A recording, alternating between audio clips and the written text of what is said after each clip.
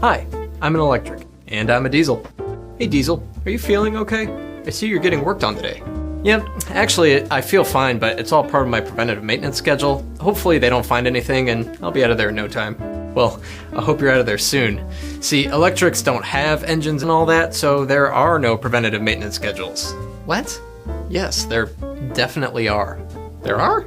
Yeah, just because you're missing an internal combustion engine like me doesn't mean that you can forgo maintenance. There's still cabling, connectors, axles. Aren't you worried? I never really thought about that stuff. I haven't been maintained in months. Am I gonna die? Well, that depends. I mean, you've also got your electric hydraulic steering pump, your air compressor, brakes, wheel ends, hoses.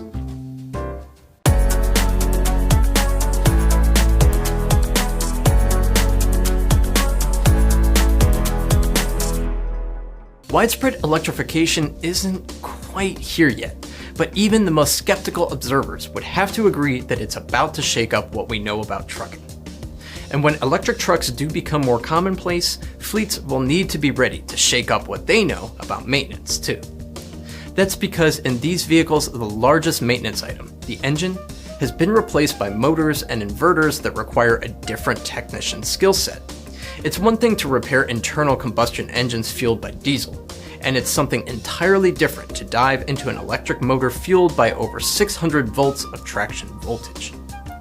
Today, most technicians have had little to no exposure to the operation of a battery electric vehicle, and that's not a knock on technicians either. They simply haven't needed to know and are likely focusing on what is making their company money today. In some ways, maintaining a battery electric vehicle is greatly simplified over a mechanical gas or diesel powered system, since the internal combustion engine, aftertreatment, exhaust, fuel systems, and filters are no longer present. But that doesn't mean maintenance is easy. Scheduled inspection items for an EV include the electro-hydraulic steering pump, air compressor, cabling, connectors, radiator and hoses, front steer and rear drive axle, and brakes and wheel ends. All of these components must continue to undergo their regularly scheduled maintenance practices as well. In addition to being trained on a new set of skills, technicians will likely need to have access to new tools, including equipment to protect themselves from high voltage that might not have been necessary before. And for safety reasons, the time-honored methods of experimental troubleshooting should not be allowed on high voltage systems. Whether you're running your own shop or working with a shop under contract maintenance, the service location will need to be prepared for an electric truck long before one ever enters its bays. Preparing your staff of technicians to tackle this technology is one step you'll want to be sure to take if you are thinking about taking the plunge into electrification.